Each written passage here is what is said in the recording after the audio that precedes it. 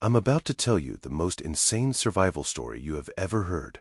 Imagine you survive a nuclear bomb, the world explodes, and somehow you're still alive. And Odo, imagine it happens again just 3 days later. This is completely insane. This is the true story of Tsutomu Yamaguchi, the unluckiest and luckiest man in history. This guy's story is so crazy, it breaks reality. This isn't just about survival. This is a man who was literally hit by 2 suns and lived to carry a message from the ashes. A message the world still desperately needs to hear. The engineer in a world at war. So, who was this guy? Before all the craziness, Tsutomu Yamaguchi was just a normal dude, born in Nagasaki, super smart, and he got an insane job as an engineer for the industrial giant Mitsubishi, designing massive oil tankers, the lifeblood of an empire. He was a totally ordinary man in the most extraordinary time. But it's 1945, and Japan is losing World War II badly. Cities are getting destroyed, resources are gone, and everyone is terrified. Yamaguchi had a wife and a baby, and he was so scared for them. He actually thought about an unthinkable act, a mercy killing of his own family with sleeping pills if Japan lost, just to save them from the horror he imagined was coming. That is how dark things were in the last months of the war. But somehow, business had to keep going. In the summer of 1945, his job sent the 29-year-old Yamaguchi on a 3-month business trip. He and 2 co-workers were stationed in Hiroshima, a big city that for some reason hadn't been bombed yet. Their job was to finalize a design for a new oil tanker. August 6, 1945 was supposed to be their last day. The next day, they were finally taking a train home. Yamaguchi was desperate to get back to his family in Nagasaki. Okay, this is where it gets crazy. August 6th, 1945, it's a perfect, clear morning. Yamaguchi and his coworkers are heading to the shipyard one last time. As he gets off a tram, a tiny decision changes his life forever. He realizes he forgot his hanko. It's like a personal stamp you need to sign documents in Japan. He turned around to go back and get it. It's just after 8:15 in the morning. The city's air raid sirens went off earlier, but were ignored. As Yamaguchi was walking, he heard a single plane flying high above, which was weird, because bombing raids usually came in giant fleets. He looks up and sees the American -29, the Enola Gay. Then, he sees a small object drop from it with a couple of parachutes. He's just watching it, curious. And then, the world literally ended. An insane flash of light, like a sun exploding on Earth, just ignited the entire sky. He had 0 time to think, only to react. The force of the blast yeeted him through the air, spun him around, and slammed him into a nearby potato field. The light was pure, blinding white. The sound was so massive it blew out his left eardrum, and the heat was instant. Even though he was almost 2 miles from the center of the blast, the heat wave literally cooked the left side of his body. He was knocked out for a second, and when he woke up, reality was gone. The blue sky was replaced by a dark, swirling storm of dust. When he could finally see again, he saw hell. The city he was just walking in had vanished. There were only ruins and fire, and rising above it all was a massive column of fire and smoke, climbing miles into the sky until it became a giant, terrifying mushroom cloud. He was one of the first people ever to see this from the ground and actually survive. He was in unbelievable pain. His hearing was gone in one ear, and he could barely see, but his only thought was, I have to find my coworkers. He stumbles through this hellscape, and by some miracle, finds them. They were alive too. The 3 wounded men hid in an air raid shelter for the night, surrounded by the dead and dying. All night, through all the pain and fear, one thought was screaming in his mind, I have to get home. The journey to hell. The next morning, August 7th, showed just how bad the nightmare really was. Hiroshima was a graveyard. The rivers were choked with bodies. Melted corpses were everywhere. It was a world made of gray ash and black fire. Every step for Yamaguchi was torture.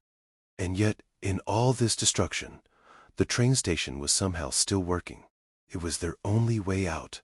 They crawled through the ruins, a horrifying journey past endless ghosts, crossing rivers on fallen beams to avoid the literal logjam of corpses in the water.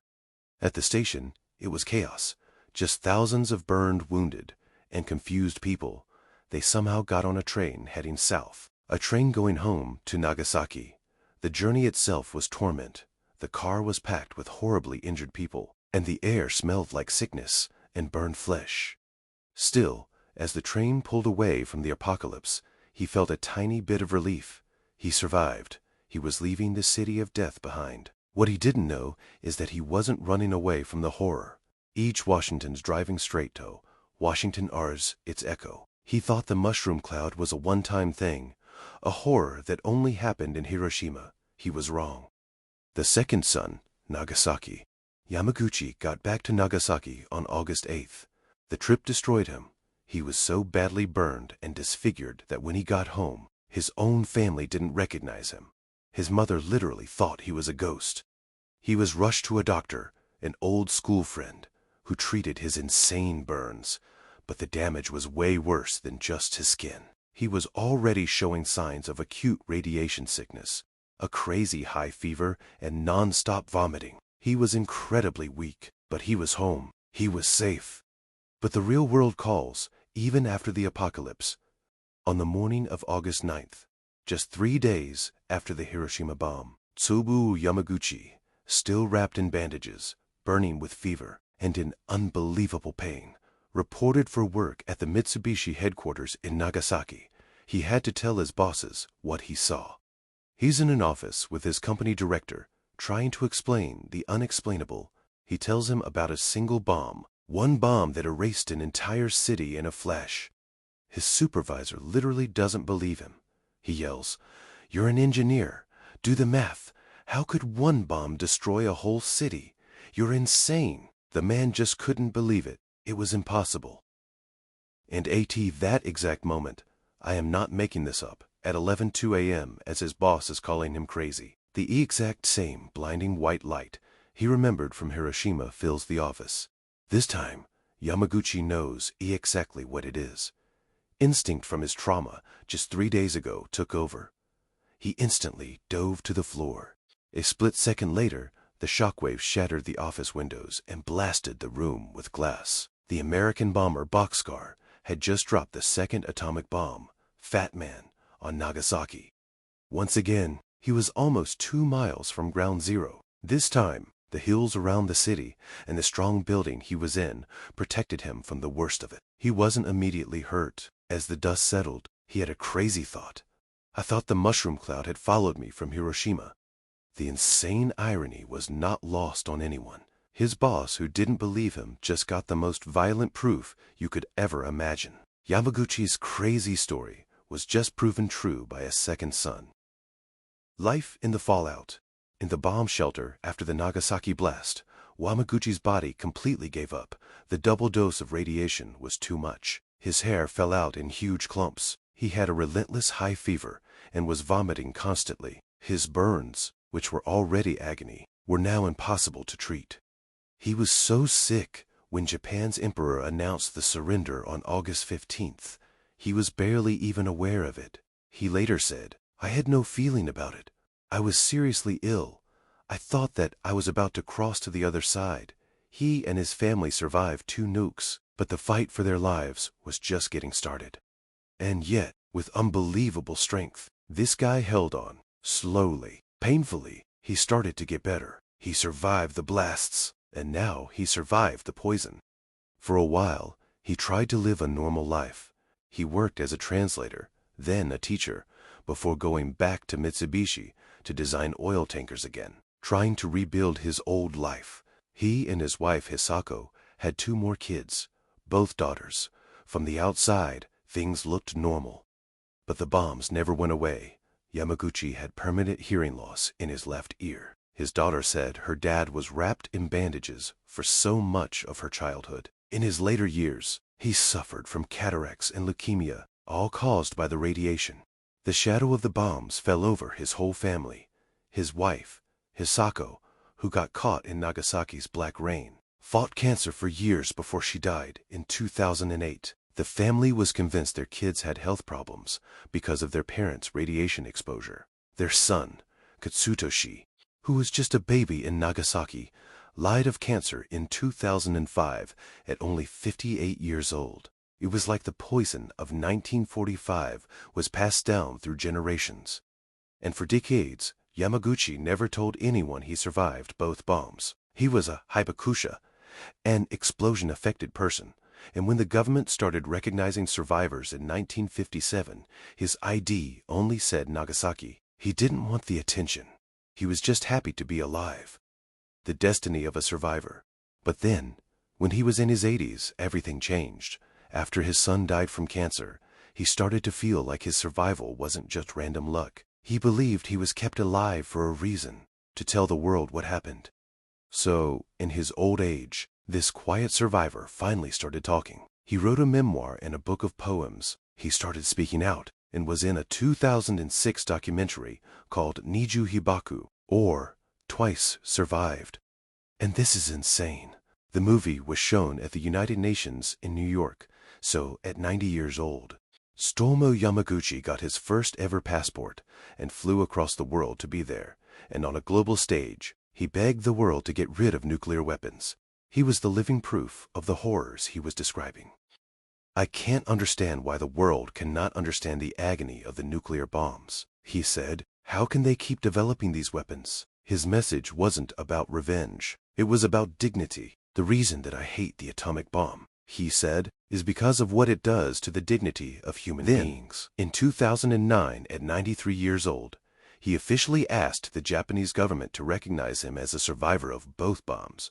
And they did. Tsutomu Yamaguchi became the only person in history officially recognized by Japan as having survived both atomic bombings. There were probably 160 other people who did it, but he was the only one to seek and receive the title.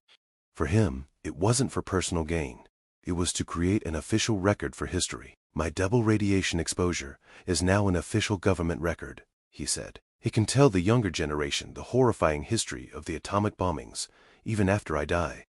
Even in his last few months while he was battling stomach cancer, he kept giving interviews from his hospital bed. He believed it was his destiny to talk about what he went through until his very last breath.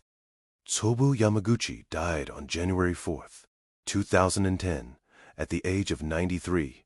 The cause, stomach cancer, a final parting gift from the radiation he had carried in his body for over 64 years. So, let me ask you, was this the unluckiest man in history to be in the exact wrong place at the exact wrong time? Weiss. The misfortune is almost impossible to believe. Or was he the luckiest man alive to survive 2 nuclear blasts, the firestorms, the radiation poisoning, and then live for another 65 years, have a family, and find an incredible purpose in his life? His life is the ultimate paradox. It's a story of the worst possible luck and the most unbelievable strength. He took the worst thing that could ever happen to a person and turned it into a message for all of us.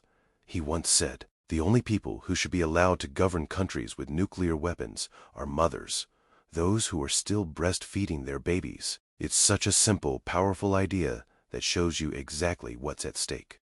The story of Tsutomu Yamaguchi is not just some weird piece of history. It's a vital, urgent lesson. This man carried 2 apocalypses inside his body, and he spent his last days trying to warn us, hoping we would listen and prevent a third. The story of Tsutomu Yamaguchi is absolutely mind-blowing and a powerful reminder of the human cost of war. If you found this story as compelling as I do, please smash that like button and subscribe for more deep dives into the people who shaped our world. I want to know what you think in the comments below. Is Yamaguchi's story a tale of luck, fate, or a warning we have yet to fully heed? Thank you for watching.